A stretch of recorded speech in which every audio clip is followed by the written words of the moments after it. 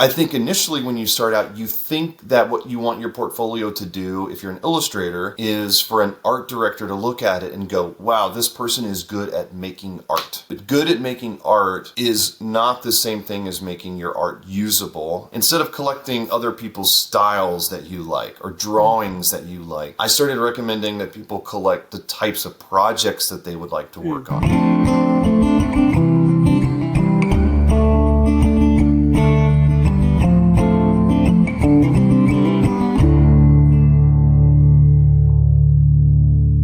Hello, everybody, and welcome back to Open Studio. Today, I'm joined by Mike Lowery. Mike is a New York Times bestselling illustrator who has worked on dozens of books for both children and adults. He's also the author of Random Illustrated Facts and the Everything Awesome series from Scholastic. In addition to his book work, Mike has illustrated for food trucks, greeting cards, magazines, and many other creative projects. He lives in Atlanta, Georgia, and I'm so happy to have you on the show, Mike. How are you doing today? I'm doing pretty good. Are you going to add like a bunch of clapping and stuff? Oh yeah, of course. People just do that when they're at home. You know, they're just listening. They're clapping and cheering. They are. And we will add that as well. Mike, so happy to be chatting with you. Is it early there? You know, it is 8:47 a.m. It's not too early. No, it's not. Okay. It's morning for sure. Yeah. So it starts early, your day. You told me that you took your child to school. Is it always like this, or? Yeah. Well, there are certain days and seasons where he's not going to school. So it's not every day. Mm-hmm. But yes, of course. In the morning, we get up pretty early. We do kid stuff. And that's then before I get into the studio. Excellent. So, Mike, I want to start by the start of everything. And I always love in this podcast to unveil, how a creative career comes to life. And I would love to go back to the beginning on understanding how you got into illustration and whether this is something that you really worked on or you studied, or this is something you figured out on your own. Yeah, it's interesting. So part of my, and I'll go through all of it, but it's interesting because I feel like part of my career now, so I'm a children's book illustrator, and so a big part of my career is that I get to go and I speak to schools and I get to talk to a lot of kids. And one of the questions that I think a lot of the teachers and the faculty and parents will sort of ask is, when did you start drawing? Which I always found to be a really interesting question. When did you start drawing? When did you, and it's interesting. There was never a point where I stopped. So there's this point when kids are small and everybody's drawing and coloring and they're creating things. And this thing happens, and it's understandable, but this thing happens where then slowly over the years, people start getting, embarrassed or intimidated by other people's art and things like that. And then they stop drawing. And so I never really had that. I sort of have joked at points that I think there must have been some moment when I was young that a parent or a grandparent said, hey, this looks pretty good. And I liked that compliment. And then I just decided to do that for the rest of my life, right? So the way that things started for me were I was really interested in drawing when I was young. I liked making stories. I liked comic books a lot. Yeah. This was the early 90s when I was at the perfect age for comics and drawing, stuff like that. Anyway, so I kept drawing. I'm trying to think of all the good bits, all the interesting bits, things that people, as they're taking their morning jog while listening to this, are going to be thinking, that they find interesting. But I went to school for graphic design. So in the late 90s, I went to school and everything was about web design at that moment. Everybody thought, hey, if you want to make a career in art, then you need to study web design. And interestingly enough, I picked a graphic design program that had zero web design information in it. But it was a very small school, and I got an interesting education to where I was really, I ended up taking a lot of painting and drawing classes. I had a drawing teacher that I really liked. And then after school, I really fell in love with fine art, painting and drawing, and wanted to do gallery stuff. And I also really liked doing graphic design. I thought graphic design would be the way that I would make money. I thought gallery work and drawing would be the way that I would make art that I really enjoyed. And to kind of skip ahead, basically what happened is that slowly over the years, my graphic design started looking like my fine art. I was doing a lot of scanning in pencil stuff. I worked at a screen printing place that made t-shirts, and I was trying to make shirts that looked, like they were drawn, and I didn't even realize, I wasn't calling it illustration even at that point. I was calling it graphic design. And slowly my graphic design and my fine art kind of came together. And then in my early 20s, I started, I realized I had some ideas for picture books, and I made a big submission package. I started writing down some of my ideas. I made an illustration portfolio, and then I started sending that out to publishers. And so it's a pretty, I think that there's this thing that when you look at other artists, it seems like they have such a clear, direct path. And it wasn't like that for me. I have seen that from other illustrators, from other artists, where it seemed like they kind of had a clear idea of what they wanted to be doing, and they kept doing it. But, I went to school for drawing and for graphic design and painting. I went to a graduate program for painting, where I was doing a lot of drawing stuff. But then, so for me, it was not a direct path. And I started submitting books. So here's my one of my first big breakthroughs for in my career was I submitted a packet of a book that I had created with some characters that I made up, a story that I wrote.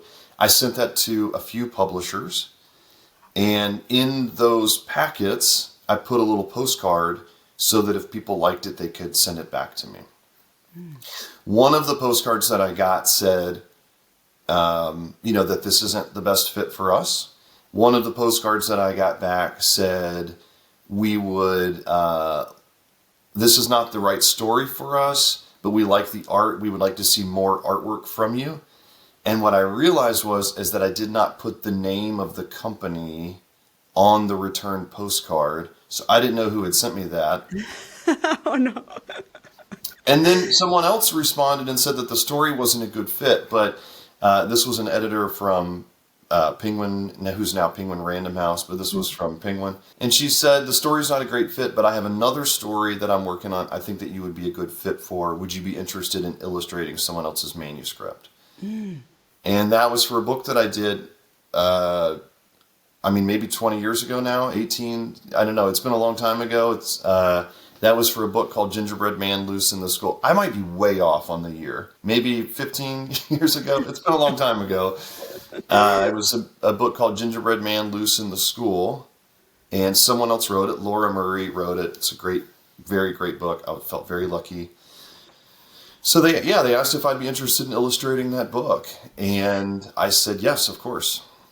I would love to understand before we dive into that, because creating, writing, and illustrating books is a big part of your work, which I would love to dive into, because I know what it takes to create a book, to write a book, but on top of that, illustrate it. And back then, looking for a publisher was also something you were taking on as an illustrator. But before that, what was, you were, as you said, you were doing this fine art work, and you were earning a living as a graphic designer, if I understood correctly. What was the thing that told you, hey, this is the way forward?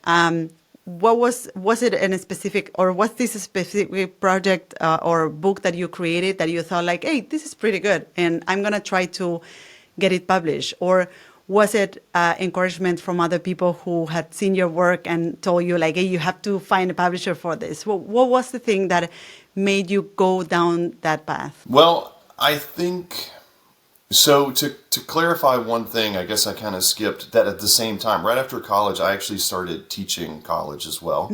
So when I was in grad school, I was also teaching. I'm only saying that because it's how I was at the time making a living.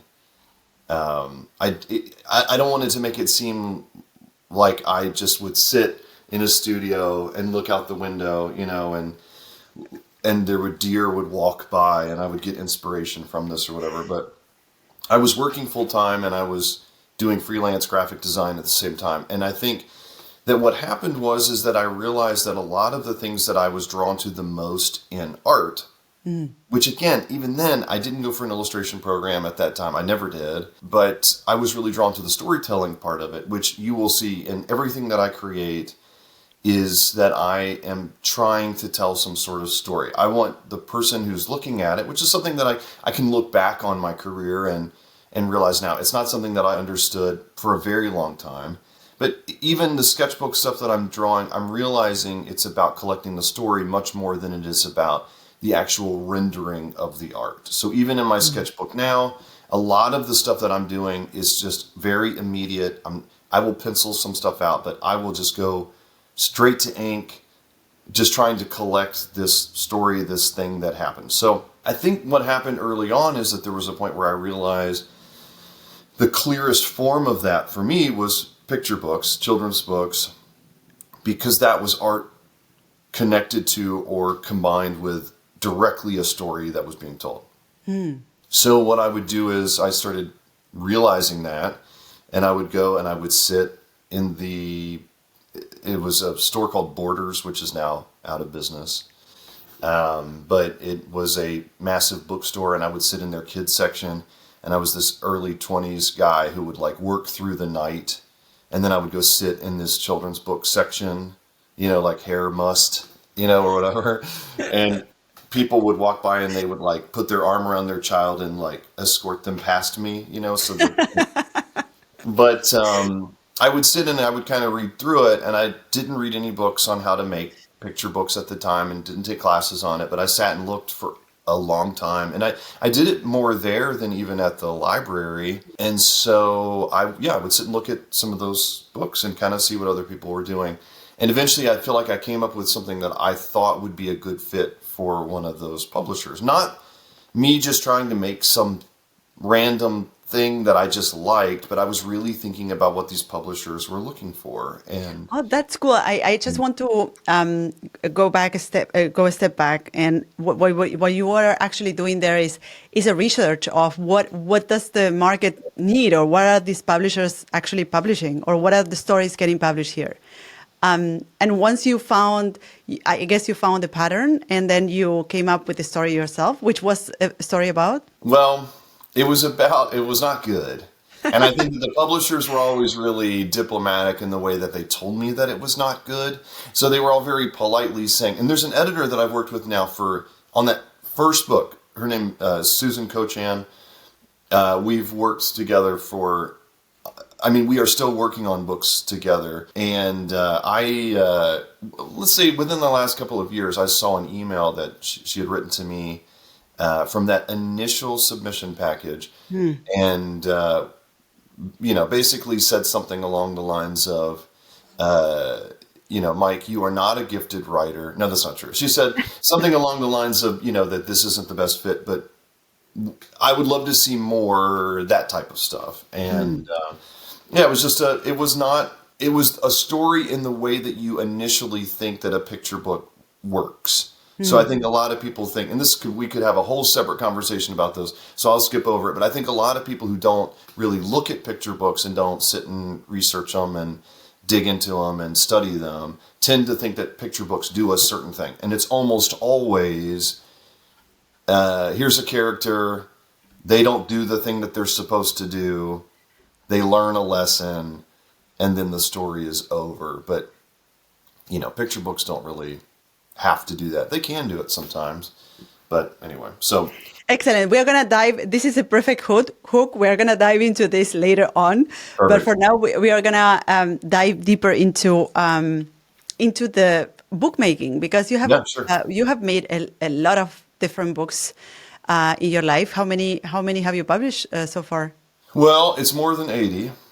Oh my God. Less than 100, somewhere between 80 and 100. So, and as I mentioned before, I know what it takes to create a book. I published 3 myself, and I wrote them, and one of them I illustrated them myself, and your books are mostly all illustrated by yourself and written by yourself. What is the thing that really makes you passionate about creating books? Because in my experience, there is a little bit of a struggle. There is a little bit of you're stuck with the book. It's a big project. You feel like Right. you're never going to finish it. And I always wonder, why would someone go down the road of doing the same thing over and over again? So I Yeah. wonder, and there's for sure great impact in that, a great, Right. great satisfaction in this. So I wonder, what do you find in this process that you love so much? It's funny. I was thinking, what if your way of describing it made me realize how painful it is to work on a book project, and then it convinced me not to do it. I was like, oh my goodness, it is a big project. Um, yeah, I think there's a couple of things. It's interesting because some of my favorite types of projects for a long time were the ones where maybe advertising or editorial. Editorial is great, right? If you're doing something for a magazine, because it comes in, they have a very quick timeline, they have a very set budget. There's not a lot of wiggle room on how much they paid for it and things like that. And then it's done. And I always really liked that. And there's a thing about, in general, again, this is a whole separate side conversation. Eventually, you have to follow your strengths and the things that people can directly see with what you're working on. And I've just learned over the years that books are that for me. So here's what I'll say. Here are some reasons that I'm drawn to it. As I mentioned before, I love storytelling in general. I read a lot of kids' comics. I read a lot of kids' chapter books because there's a thing about this age range in books where it really boils down the story to the actual story, right? So in an adult novel, I'm listening to an audiobook right now while I draw, and it's a cozy murder mystery. And I do really like it. And the story itself is pretty good. The characters really drive it. But in younger books like this, you really have to kind of focus on the direct, especially in a picture book, right? This is what makes a picture book so difficult, for me at least, is it needs to do a lot in a really little, very short window. So some of the things that I really like about books are I really love, I love the aspect of the actual printed final piece, right? This is a very cliche thing for an author, illustrator to say, I like the smell of paper, right? This is something that I'm not the first author to say it, but I do. I like the way that it's in the book. I like the universe of books. I like the aspect of getting to participate in a world where my son every morning right now has his nose in a book while we're kind of getting things ready. And I like to be able to participate in that. But I also really like creating something that then someone is interacting with in a way that for me, for a long time, was maybe a piece of art that would hang on a wall, but has more turned into something where they're buying this thing, they're connecting with it, there's a story that's told. They're not necessarily learning a lesson from it. Although, and you said I was allowed to get off on tangents if I Oh, wanted yeah. to. Okay? I want to tell you something really quickly. Yeah. So, I'm a sleepwalker. I don't sleepwalk much anymore. Thankfully, that period is over. And I'm saying this because I mentioned, people learning a lesson, right? Kids, you got to clip your fingernails or, some terrible thing is going to happen if you don't, right? My books don't do that. But it's funny. I did collect a story recently. I made a story about sleepwalking and some stories of mine from sleepwalking. And I put a stack of my books and stuff over here. So it's this one here. It's called Nocturnal Creature. It was not for a publisher. It was just, I wanted to do it. And I started writing some stories about it. And so one of the things that I talk about in the book is that years ago, my dad told me that I should start taking magnesium. Okay. It's supposed to help you sleep. It's supposed to help you relax or whatever. Yeah. And it's funny, I put it in there as a joke because my dad, I don't know if maybe, but he had this very serious look on his face. So I drew it in the book about don't take too much magnesium, right? And so, but it's funny because then later, one of our neighbors, we were all picking up the kids from school, and she came up to me and she said, I actually have restless arms. I had never heard of taking magnesium. And so she said she was going to start taking it. And I thought it would be so funny if this comic book graphic novel journal thing that I made, if it resulted in like medical advice right? For people with like restless arms. So listen, anybody who's listening right now, if you have restless arms at night, take magnesium. It helps, I guess. I don't know. Maybe it helps.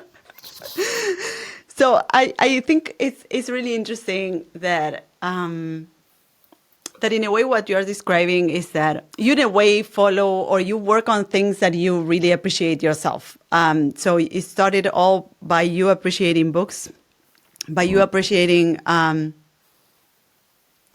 a story comes together, Right. by you appreciating also the impact that books have in someone's life, in yours, in your kid's life, and now you are working on something that you feel is meaningful. So I think that's really key of Yeah. finding a focus in your career, finding something that is really meaningful to you and you feel like has an impact. So and that you understand it as well. And you understand the power of it. Now, I would love to dive into so that we continue talking about books. And I know that for our Artwork in Focus section, you brought a book. This is the section where we dive into one of your projects and we dissect it and we want to understand how did it come to life, what was the story behind it. So what is the book that you brought for this section, Mike? Okay, is it annoying if I give you two options? Yeah, go ahead. We can talk about both and if there's like common points between both. Sure, let's do it. So I picked two things here, and I've got a very small stack of books that I've worked on in front of me, and I can tell you about those books in general. So I think that maybe what I'll do is I'm going to tell you a story before I hold up this book, okay? Yeah. So a few years ago, I worked on a series of books for Scholastic, who I've done a lot of books with. It's a publisher that I've always really, really liked. And here in the United States, there's a book fair that's a touring book fair that's called the Scholastic Book Fair, that if you are a book person at all, you very fondly remember when the book fair would come to your school. I have a very, very vivid memory of my mother. This would have been when I was in 5th grade, my mother she volunteered at the book fair. And I vividly remember getting to go down the hall and see my mom as she was, setting up for this book fair or whatever. And she turned and looked at me and she said, "What are you doing here? Go back to class." No, I'm just kidding. That's not good. So the book fair was a big part. So anyway, I worked with Scholastic for a long time. And I did a series of books with them that are called Everything Awesome. And the first book was about dinosaurs. And it's a nonfiction book that collects a lot of information about dinosaurs. The second one was about sharks. The third one was about space. So when we were promoting the second book, which is about sharks, they asked me, those books, they took a very long time to make. It's a ton of drawing, a ton of research. And we had to work with a paleontologist and an astronomer. We worked with a marine biologist to make sure all of the facts were absolutely perfectly correct. So it was a lot of work. And as I was promoting the sharks book, they asked me around the holidays if I would create a shark-themed ad that we could run that would have a lot of facts and stuff. So I started to draw a shark, but I was burned out from nonfiction. This seems like a lot of lead-in, but you have to bear with me. And instead of drawing a real shark and making real facts about it, I drew a shark wearing a Christmas sweater. And I just made it talking about it. It was making jokes that were pun related, about the holidays. So it was like, instead of singing Christmas carols, it was going to be singing Christmas chorals, which, and so I sent that to them kind of as a joke. And my editor, Liza Baker, at the time, thought it was funny, and they used it. And she said later, "I'd like to see more of this shark." So I kept drawing the shark in a weird sweater, and I turned it into a book. I turned it into a picture book that's called Santa Shark, and it's all about Christmas under the ocean. And then I did another book that's called Pizza Shark with the same shark, and then I just did this other one. So this is finally, I'm going to reveal the piece that I brought. Ah, great. is this book that's called Scary Shark. And it's the third book, and it's about this shark who's excited and really happy and really friendly, named Edgar, and then this crab named Lotta.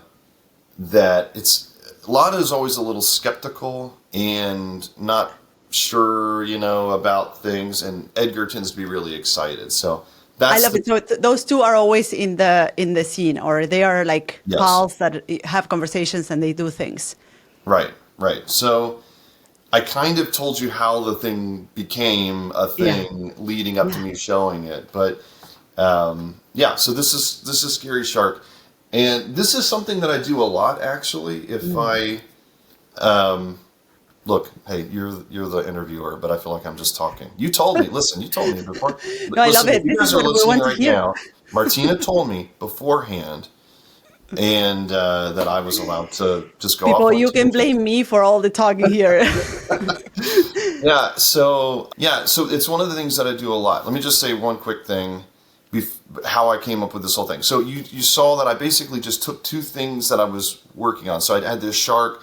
I like drawing sharks. I was needing to draw a shark, and I combined it with the holiday in a way that I found funny. I found interesting, and I want to say this is how all of my projects, anything that I've ever written, sort of comes out this way. That I give myself some sort of game. It's not. I'm not just sort of walking down the street and then an idea just pops into my head. I think that people think that this is how authors come up with ideas, is that it's just this bolt of lightning. And that is not how things work for me. To me, it's always the way that puzzle pieces kind of fit together or an idea for something that I've been thinking about. And that's exactly what happened with these. And what do you think the puzzle for this specific book or this specific series is? Because I've seen these books, especially the one of sharks that you mentioned in the beginning. And I've seen that they have like thousands of ratings, and they're like, you had, it was a very successful book, and I bet that the series was really successful, which I can imagine that was one of the reasons also why the publishing house probably continued to suggest, hey, let's do a book about this, or you came up with the idea, just because the readers were really eager to have more. So I wonder what is the small puzzle that you put together there, which makes this series of books work. So, initially it was just this idea of combining the topic that I was working on, sharks, with the topic of holidays in some way. And I think that I continue to do the same thing I think some people try to do it in a way where they're like, what do kids like? But I don't really go in that direction necessarily, which is funny that I'm saying that, right? Because I did a book that's called Pizza Shark. Yeah. So it's not like I'm just creating something that's so artistic that kids wouldn't, you know what I mean? Like I am thinking about kids. I am thinking about the reader. I think about that stuff a lot. And so I think that the puzzle with this one specifically was combining something that I liked drawing with a topic that I would be interested in exploring. And so for me on this one, it was Halloween. So I'm just going to throw this out there for if you guys are listening. So since I'm based in the United States, Halloween is a pretty big season in the way that, so Martina, you being in Germany, you're very familiar with Spargelzeit. Yeah. And so we embrace in the same way that Germans just love Spargelzeit. Some Americans really embrace the Halloween. It's the season where we eat a lot of asparagus here, and everything is Or done with specifically asparagus. white asparagus. Yes. But another way that I think about that is just in general with creating a character, creating a story. So you don't just go, I wish I had a book idea. All right. You give yourself a puzzle, and it would be something like, what's an animal or human or alien monster that I would want to draw, and then give it something sort of unexpected. Maybe it's a job, maybe it's something like that. And I think that you go across the board with some of our favorite characters, and there's typically some sort of unexpected side to it. Now that doesn't create the story, right? That's not a great story. That's a whole nother puzzle. But I did that with this Scaredy Shark one, and Scary Shark, and I combined sharks and Halloween.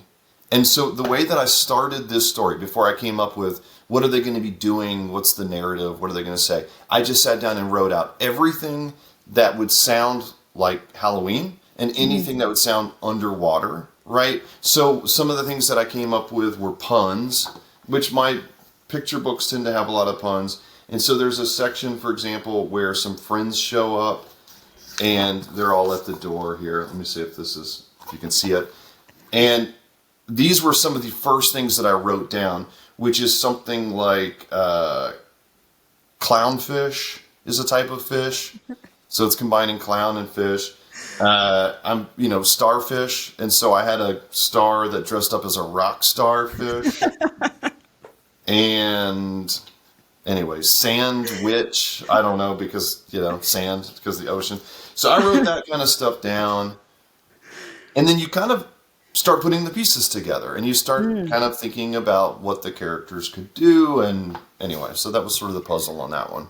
Well, I love this. I think it's such a great briefing for creativity. I think what you're basically doing is that you're putting two things, or you're putting something that belongs to a totally different world in a totally new situation. So it's like a fish that lives in the water on Halloween, and you try to explore, okay, what will happen with that? It's super interesting because also this is where crazy story come up. No, I do improv classes here in Germany, and we work a little bit in the same way. So all the stories work in the same way. Like we have to define the characters and we have to define the location. And oftentimes that's the basis, the basic element of a story. And oftentimes is, how, playing with the contrast, playing with, okay, I am, I don't know, a mermaid who is going to New York, or I'm a I don't know, Santa, in on the beach, and stuff like this, dislocating, characters and people and putting them in a new situation. And I think that those are the moments where the hilarious stories come up. That's exactly right. And you're not just sitting and writing a story. And this is something a lot of people don't think about. For me, is that if you have this mermaid that goes to New York, you just start asking all kinds of questions. Is everyone else in New York in this world a mermaid? Is New York underwater? Right? You start thinking, what do they eat? And what would she be looking for, or he be looking for? And then you start answering those questions. And what it does is, I think that when people talk about creative block, I think that what they're thinking, not always, right? But if you don't have an idea for something, I think it might be because you're thinking that an idea will come from nowhere, right? But it's this playing around. And I want to say, I have a couple of questions about improv in Berlin. Is it in English? Are you doing it all in English? It's in English. Yeah, we do it in English. Interesting. So I do think that improv classes are such an interesting thing because it's not the way that, and I'm not saying this to you, I'm saying this to somebody listening, and then I think that you would agree. It's not about making jokes. You're not creating jokes. You're not trying to be funny. Really what you're trying to do is very quickly tell a very short story from start to finish. And it's not the whole story, but it's a scene from a story. There's an improv group here in Atlanta that's called Dad's Garage that I really, really like. And their whole mission, they talk about this all the time, is they really try to focus on storytelling. And but it's like you said, you're coming up with a character that's interacting in a way that works for the environment, and they're typically reacting to their environment, and that's exactly what picture books do. And I think that that's a great reference. I love it. And for everybody listening, we mentioned that we would tell you what makes a good story, and here you have it. You take someone, a shark, Santa, a mermaid, and you put that character in a crazy location, and then you start thinking, hey, how do I, what would happen if that happened? Right. What else is true? That is one of the phrases that we use often. If this is true, what else is true? Right? That's exactly right.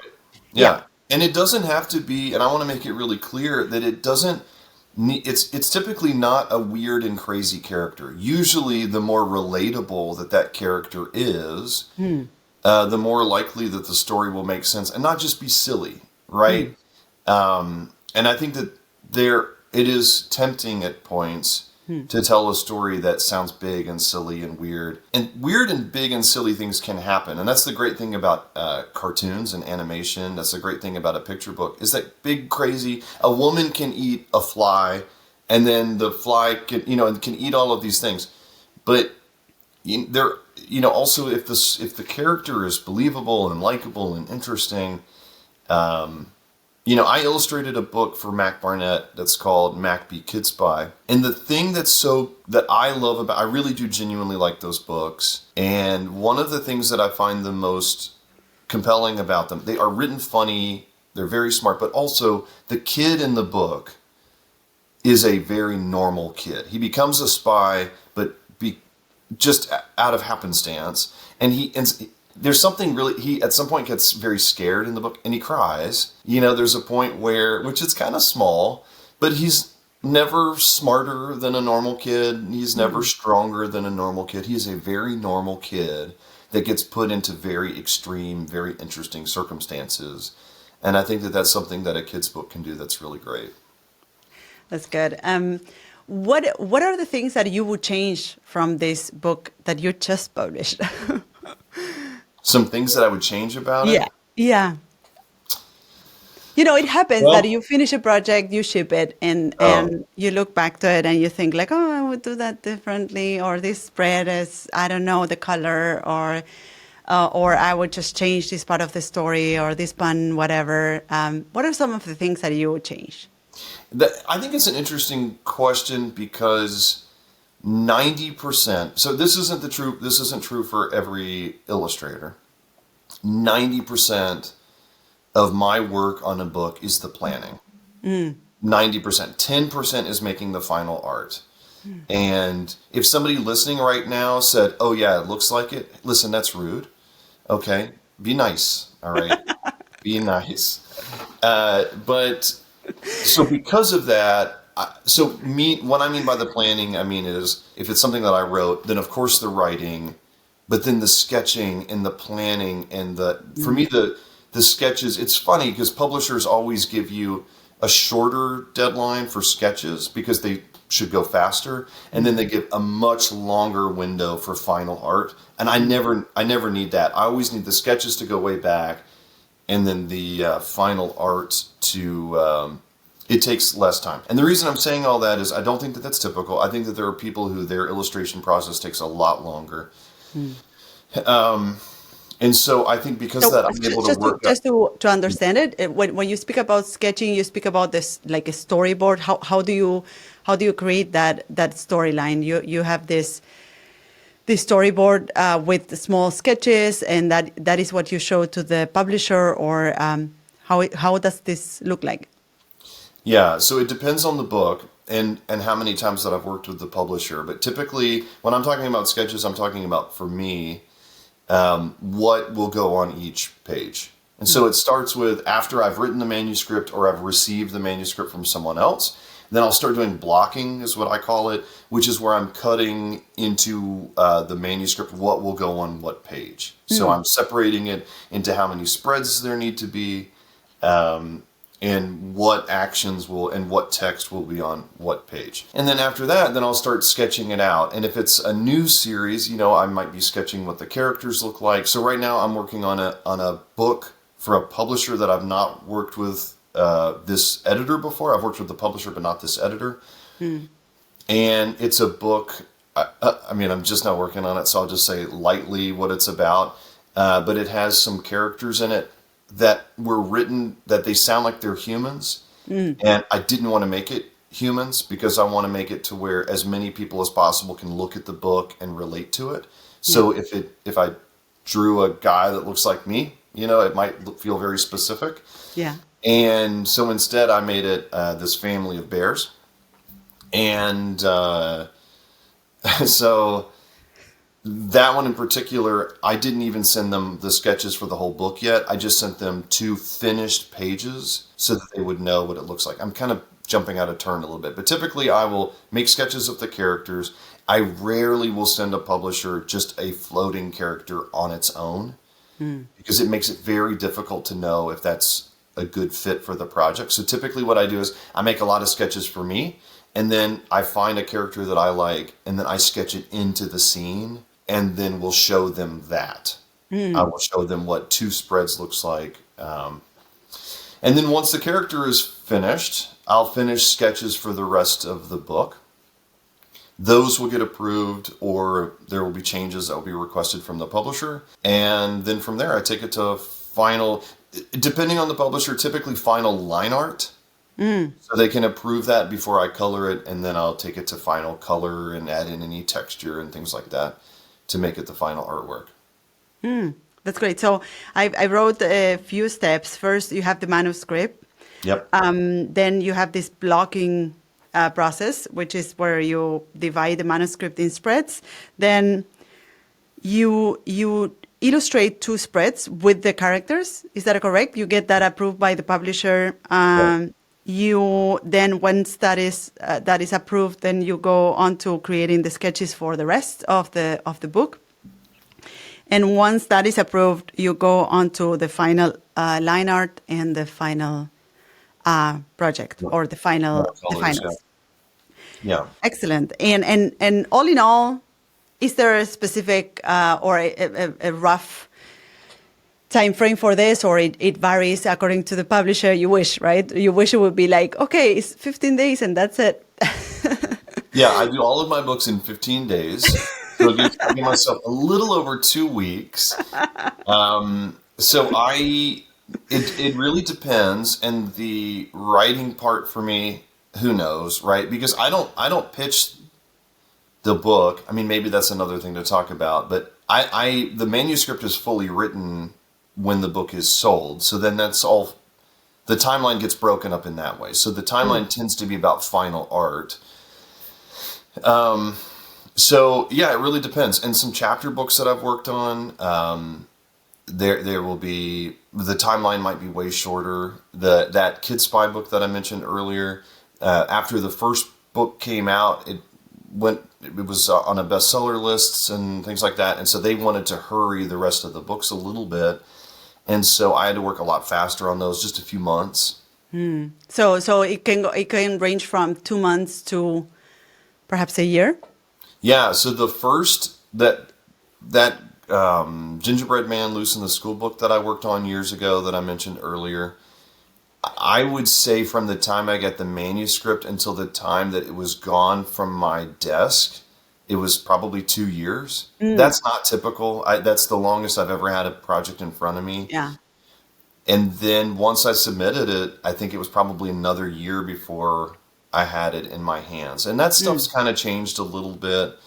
But from the time the manuscript was done, the Scary Shark book probably took, let's say, 3 months, maybe. It was pretty quick. The manuscript and the sketches is all the hard.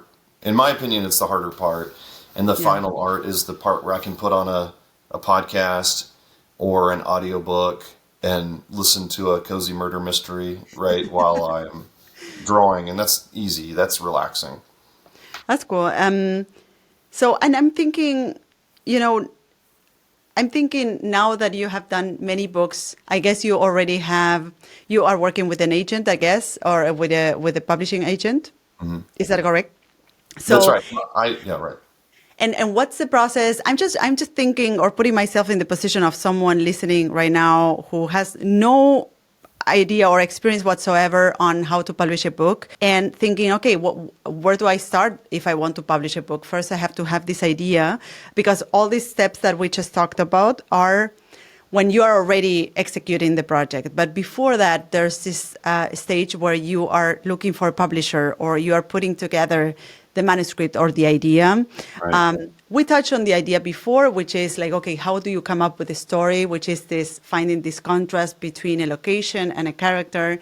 And then in between that and executing the book, there is this gray area where you try to turn it into a project Right. into a paid project, right? So I wonder what goes into that. First, creating the manuscript and also pitching that to the publisher. How does this process work? Well, there's a lot. There's a couple of different directions, and I think we could talk about that for. Do you have the rest of your day is slated? Because I think that, and I'm not trying to be vague, and I'm not trying to gatekeep the information. But I will try to pack in as much of it as I can. But this is one of the things that I teach a class that's about the business of illustration because of that kind of stuff. It loads in. There's so many questions like that we could talk about for 2 hours. But here's what I'm going to say. There's a couple of different directions. If you want to illustrate a book, you don't need an agent. Agents can help. But the best thing to do would be to create a body of work that looks like something that a publisher could use. And so that could be a couple of pieces, but typically for books, I'm going to say 10 or 12 pieces, maybe more, but not just floating characters, but things that a publisher could actually use. And the best way to understand what a publisher could use would be to do the thing that I said, which is to go and sit, looking very disheveled in a picture bookstore, and really looking at what people are publishing and what they're interested in, and not trying to follow trends. But when I'm saying you're not looking at style, you're sitting and you're looking at, what are typical compositions? What does that look like? But what do they need in a picture book? And it's typically characters that are all different types. Like if you're drawing humans, they're all different ages and they're all different races, and you have a lot of diversity, a lot of variety, and you're drawing animals, and you're adding those types of things into your portfolio. You're trying to make yourself as usable as possible to a publisher. And that's what I did early on. Without thinking about it, this is all stuff I figured out later, what I was doing right. And of course, I figured out what I was doing wrong pretty quickly. But you create a portfolio like that, and then you can start submitting that to publishers. You do not need an agent to do that. But you could also at the same time start reaching out to agents, which it's another side topic, which is that there are great agents, there are terrible agents, there are vanity agents, which are you're paying them to do a service and that sort of thing. And so that's kind of a hard thing to figure out, but again, it's another thing to research. As an author, things are a little bit different because you typically do have to have an agent. From what I've seen, it's not always the case, and there are some publishers that will announce if they're having an open call for authors, and you sometimes do need, I would say typically, or at least the last kind of times that I've researched this, you typically do need an agent. And so then what you need to do is you need to start researching and finding what agents work with maybe some of the authors that you like or that are making similar work in the same universe that you create. You research those agents, and then you can start reaching out to them. And that's a whole nother separate thing because you have to come up with, you have to write a letter that talks about you specifically and your story and why this story is important. And I'm going to tell you that there's a thing that I've heard a lot over the years, and I'm in absolutely no way trying to insult somebody who has said this, but there is a thing that I've heard a lot over the years where somebody will tell me that they wrote a story about a dog, and then they will say it's about their dog, and it's a real dog, and it's a real story about their dog, and it's a very personal story that's really just for them, but they feel like because it means a lot to them that it would be compelling to someone else. And this is something that I've brought up a lot, and that's not really that's not really a compelling story. And this is a thing that I've discussed a lot over the years. I talked about it in my class and about how this is just a really common thing. And something that's very funny about that, the reason I'm saying it now, is that I just finished illustrating a book for Drew Daywalt. He's the guy who wrote The Day the Crayons Quit. And it's about a dog. It's about his real dog. But there's a really fantastical story behind it. So he didn't stop by just saying, what a good dog this dog is, right? He told this really full, long story about it. So I think that there's an aspect of talking about your project in the right way and showing your work to agents. And so I understand that has a lot of holes in the information that I just gave because it's a lot of ground to cover. It's a very, very big topic. Yeah, but I think I get your point. You are trying to pitch your project in a way that is of interest of other people and not Right. just your own interests. So it could be a story that you find fascinating because it's your own dog, but if it's not thought for a certain target audience or for a certain reader, then an agent will not find it useful or will find it really hard to sell because it's not thought for a certain type of people, right? It's Right. just thought for yourself. Yeah, and those are two different things. Yeah. Yeah, and I think also, Mike, that's a perfect segue into also the work that you do at teaching, which I think what you just mentioned is also some of the things that we as creatives, we often fail to see, that we are in a way, oftentimes we are creating things for ourselves, but at the same time, we need to, if we want to make money with what we do and if we want to make a living from what we do, we also need to start thinking about what others need from us, what a publisher is looking for in an Right. illustrator, for instance. What is how you as an illustrator can provide a service to a publisher, and how do you build your portfolio in a way that resonates with them? So loving the work you do is often not enough. You need to also start thinking strategically around, okay, who would need this? Who am I helping with this work? And then go find these people. So That's exactly right. Yeah. you have this course that is called Getting Paid to Draw. Is that right? Right. Yeah, that's right. Throughout the course of 8 weeks, you go about helping others or helping other illustrators build their illustration portfolio. What are some of the things that you have learned throughout the years that illustrators and artists struggle the most when it comes Yeah. to making a living with their skills? So I think that that's the reason that the class started to begin with. So I started it, I mean, a few years ago now. It's been a while. But one of the reasons that I started it to begin was so when I was in my early 20s, I started teaching college. I started teaching graphic design initially, and then later I taught at Savannah College of Art and Design. I taught illustration. I really, really loved it, and I had to leave 1 year because I was touring with some books that I'd been working on, and I was doing two full-time jobs, and I left because it was too much work, right? And I was burning the candle at both ends. And the thing is that I was thankful to not have to go in to a job every day, right? But I really, really missed the teaching part of it. And so what I started doing was I started writing these blog posts and responding to people that had very specific questions. Things like, how do you get an agent? What does an agent look for? What kind of work should you put in your portfolio? And I liked talking about it because I've always really liked the combination of business and art and talking about those things. I made it a big part when I was teaching. So I started answering those things, and then I realized that I was just speaking from my experiences as an illustrator. And I think you start picking up these things that you learn and you see them over and over again in portfolio. So one of the things that I saw early on in my own portfolio that I tried to fix that wasn't working, these are things that I started pointing out for others and thought, hey, maybe this is helpful. And so some of those things might be things like, floating characters, like I mentioned. And this is something I see in portfolios a lot, just a floating character. And the thing is that just doing straight up character design, yes, of course, there are projects and jobs where that is needed. But more typically, it's going to be, especially for picture books, it's going to be a character that's interacting with its environment in some way. And I started collecting. Which goes back to what we were just mentioning of That's what right. makes a good story is Of like the course. character in a certain location. Yeah.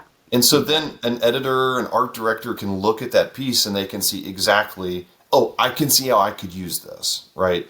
And that's what I want every single piece in my portfolio to do. And I think initially when you start out, you think that what you want your portfolio to do, if you're an illustrator, is for an art director to look at it and go, wow, this person is good at making art. This person is good at drawing. This person is good at painting or whatever, good at making art. But good at making art is not the same thing as making your art usable and making a clear statement to an art director on how it can be used. And I've learned that that's significantly more important you kind of have to have this good balance. So in terms of, in the same way, so not even picture book related, but just in terms of, getting paid to draw and making a living with your art, I realized, because also it took a very long time before I was making the type of income with just picture books that I needed as my full-time income, right? And so at the same time, I was working on things like kids' paper products and illustrating magazines and food trucks. I did a food truck a few years ago. It was one of my favorite projects that I did for this Filipino food truck in Florida. And what I realized is that I needed a portfolio that would show, I'm not just saying, oh, I could illustrate your food truck. Oh, I could illustrate your wine label. I would have to show that in my portfolio. I'd have to show it in some way and not just hope that the right type of project would come along. So I started sort of collecting over the years project ideas rather than the style of something else. So when I would look through early on in my career, I was looking at illustration annuals, and then later it became things like blogs or things like that.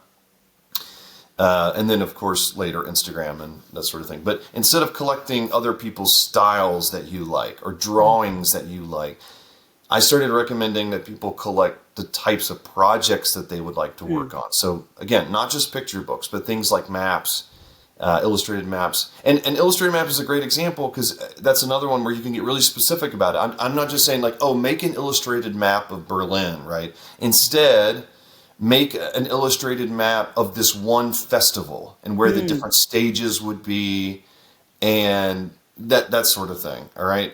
Because then it's going to show that you can take a concept and you can illustrate that concept. Anyway, so those are the types of things that I've seen over the years. I mean, there's a million other things, but those are some of the first things that I can think of. That's so great. So I see, and also like, I think it's so great that your program is focusing on portfolio building because that's your main tool as an illustrator to get jobs and work professionally. And I think that we pay few attention at how this portfolio is built.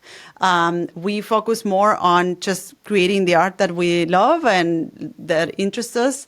But at the same time, we need to keep an eye on, what is the message that this portfolio is sending to the world. And what you said is just great. Or you need to make clear on how your art can be used. It's not only about creating the art, but you need to explain to other people, hey, this is my art, but also this is how you can use it, which leads to having those project ideas and having your art or putting your art in service of those project ideas. So I think for everybody listening, pay attention to those tips. You always want to keep an eye on, what is the message that your portfolio is sending to the world. Mike, you are married with another illustrator. Oh, I am married to an illustrator. That's right. We share studio space. That's right. Yeah.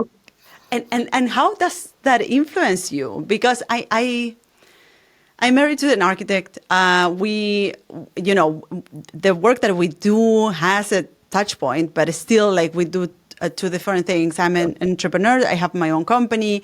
He works at a job, and I wonder how it would be for us to be doing the same thing, and at the same time, you have to deal with the different seasons of each other's work. So when one is busy, perhaps the other one is not so busy. And how does that work? Is there a competition between the both of you? I don't know how does this work. And I think these are some interesting questions. I feel like we've moved on to the getting into the, not therapy, but we've moved on to the, now we're getting into the juicy details here. No, I think here's a couple of things. So let me talk about my wife for a second. So she is she's not here right now, so I could say whatever. And who knows if she would listen to this. I don't know. She is hands down my favorite illustrator. I love her books. I love her work. I loved her illustration stuff before we were seeing each other and that sort of thing. And so I think that it's nice that there's a lot of respect, and I've seen that from her, Mm. from me, and the way that she talks about my work. But anyway, not to get into the like, mushy, whatever, like romantic part of it. But wait, Maybe this is what we are here for. listen, now it's time for illustration gossip with Mike Lowery. But I think that there's a big part of it too. Okay, competition wise or whatever, Mm. competitive wise, I am fairly competitive, and I think that there's a really great thing, and I think that this is kind of great for us. Is that so? My wife Katrin Villa is German. She publishes primarily with Belts, which is based in Germany. Mm. And so most of her books in German. So I have wondered over the years, not as much now, but I did wonder kind of early on if there would be certain projects, if I would feel kind of, anyway, we're two different markets. No, but I think that it has massively affected my career to be married to this illustrator, Mm. because she is the person that I collaborate with the most. We teach a class together. We lead a retreat together. I mean, once a year, we lead a workshop about sketchbooking and sketchbook journaling. She's the only person that I would do something like that with, where we've been to France and Spain and Greece and Morocco. We're going to Scotland next year. And we lead those things together. She also keeps an illustrated sketchbook every year. And so anyway, but we talk about everything. We sit and we talk about our projects. If she's working on a book, when I say collaborator, we don't directly work on each other's projects, but when she's got a concept, she sits down and I am the first person that she will then give Mm. the whole concept to, and I'll say what I feel like is working and what's not working. And she does that for me all the time. And so Oh, that's, that's so good. I don't want to miss the opportunity to give our listeners the hint about your retreat and the course. So I want to understand, oh, sure. because teaching and mentoring other illustrators is part of your work, and you have this course happening, I believe, in the beginning of the year. So Yeah. once a year in the beginning of the year, is that Early right? spring, yeah. So great. And let me just go back to getting paid to draw. Mm-hmm. So that starts in the beginning of the year. We're going to add the link to the in the show notes. And the retreat is happening now. Well, no, the retreat, it happens in the summer. It happens at the very beginning of the summer. It's usually around June. And but we have to announce it early, because then people sign up for it, and yeah. Okay, that's cool. So if so, the retreat is a much shorter experience. So is a couple of days or a few It's a or a week. Yeah, week. it's 1 week. Yeah. It's a week, and that happens in different places of the world, Yeah, it depending on does. the. Yeah, like I said, Scotland's next year. We're looking forward to that. And we meet up, and like you said, mentoring is just, I really like that part. I love talking about my experiences, and I like telling little stories about things that have happened over the years, and sometimes funny or frustrating, but, and typically kind of good. And Katrin and I realized that we liked meeting and drawing with other people. And so we get a lot from it too. We end up filling up sketchbooks, and we talk about travel sketchbooking a lot and how to keep a illustrated sketchbook diary. So we do that for a whole week. It seems that the concept of a sketchbook is really important for you. And you mentioned that before we started recording the podcast, but you also you mentioned it throughout the entire recording or the entire conversation. And I also, when I look at your work, I feel that there's something sketchbooky about it. And also I connected with what you said in the beginning, that a lot of people, everybody draws as they grow up, and you just continue drawing. And I feel there's something in your style, in the work that you do, that is not about doing the perfect drawing, or getting like the perfect line and the perfect art, but it's more about the story and using illustration as the tool through which you tell that story. Right. Is that right? Is Sketchbook something that is really present in your life, or in which way is that present in your life, or in your career as an illustrator? I will try to keep my answer short-ish, because the sketchbook is the most important part of my It is the most important part of the like my routine in terms of art making.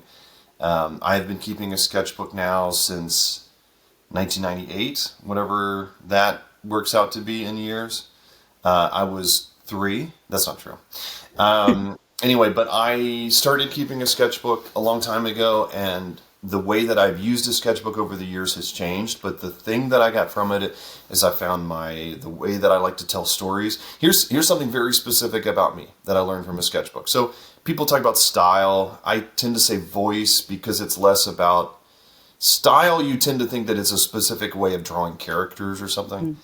But I experiment with materials and things like that. And over the years, I've learned so much about myself because of my sketchbook. I've learned the way that I draw.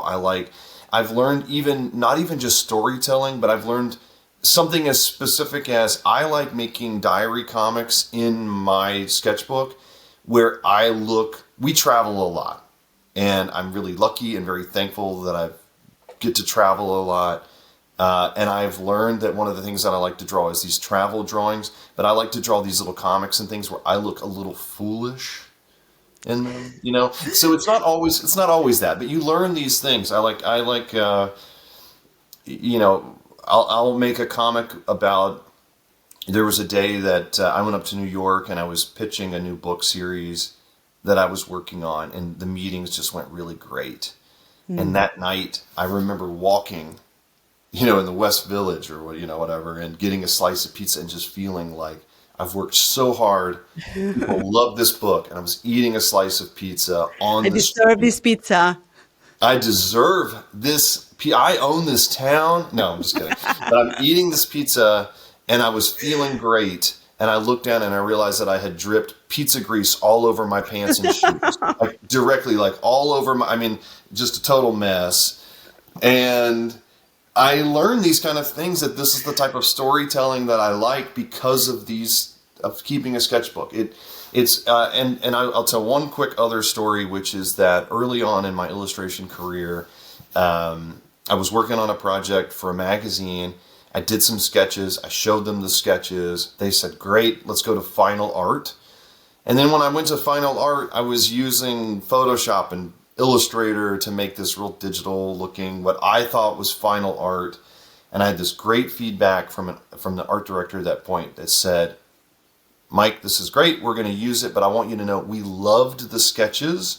We liked the final art." And so you saying that my work feels sketchbooky, which you meant as a major insult.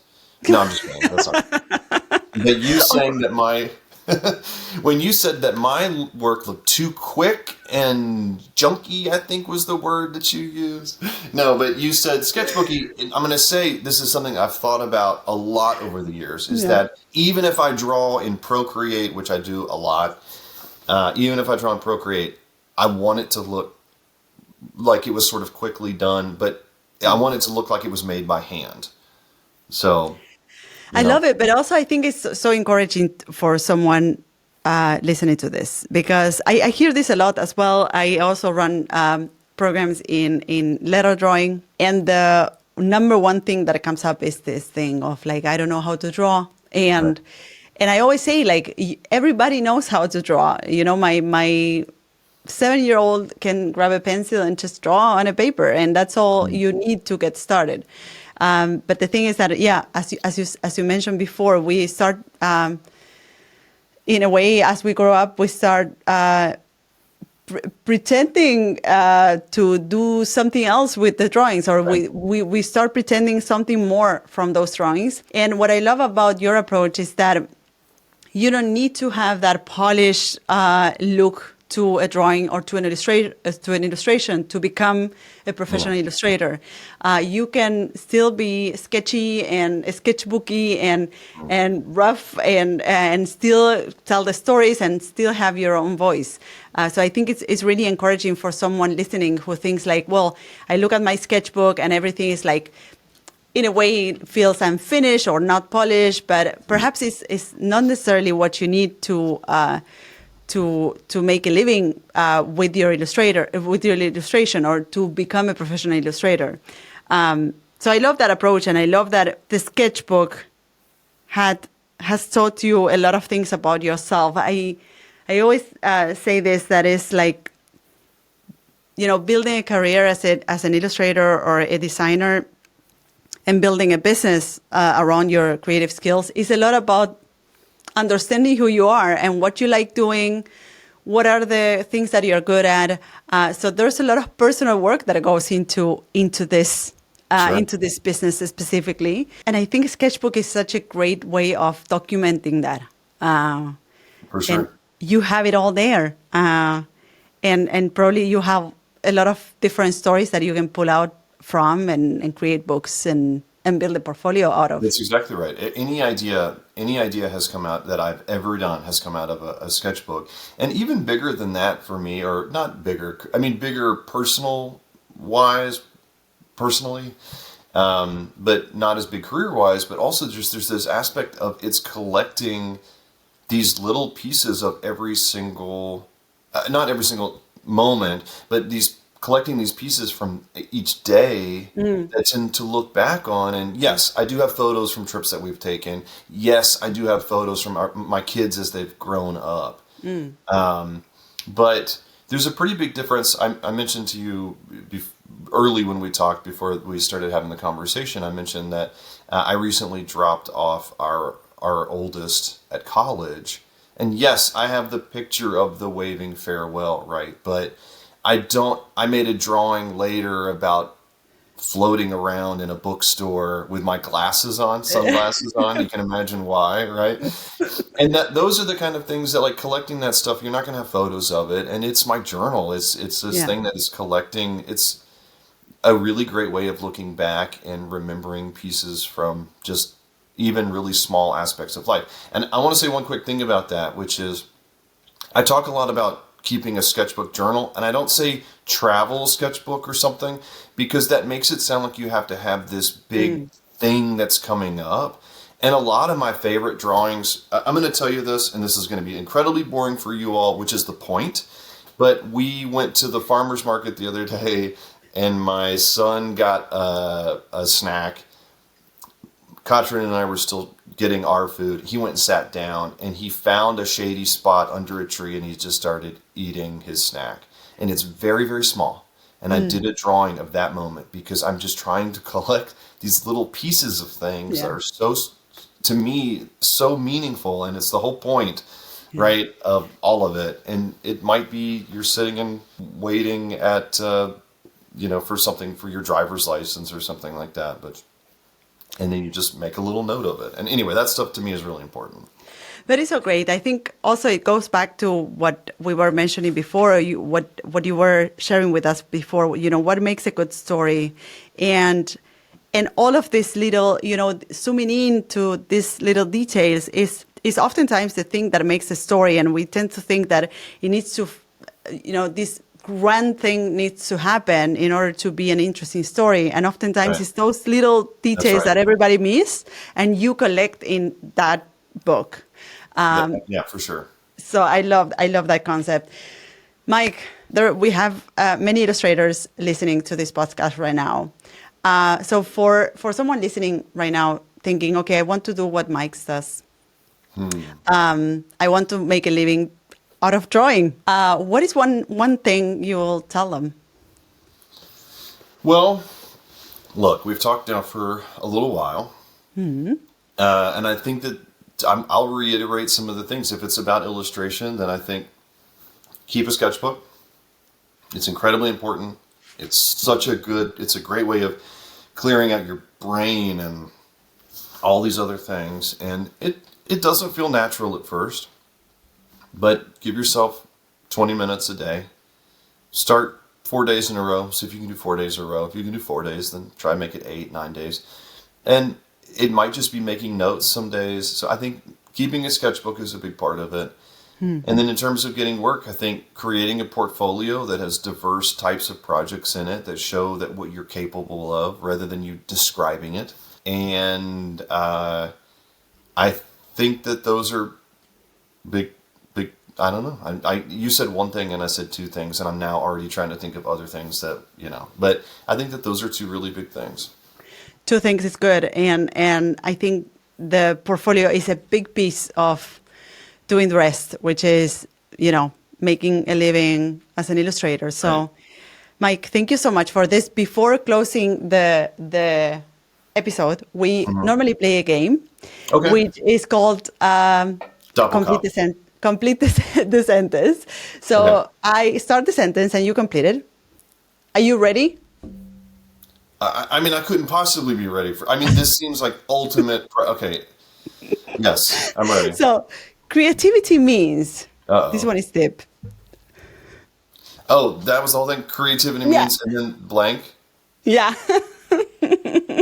Hey, listen, everybody who's listening right now, I want you all to know, please, before I answer this question, in just the most bumbling, awkward, trying to think while speaking way, please just remember that for the last, I don't know, 6 hours that we've been talking, that things have been going fairly smoothly.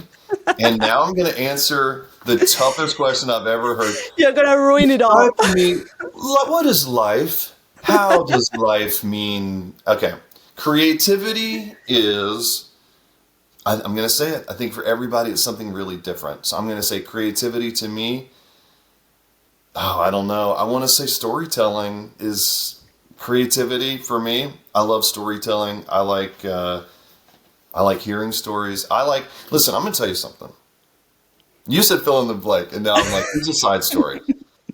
I love it in books. Here's something that I've learned. I love it in books when someone is telling a story in the book. You know what I'm talking about? Yeah. I just love stories and I like storytelling. So creativity is, I don't know, if I say creating something, I don't know. Listen, here's what I'm going to do.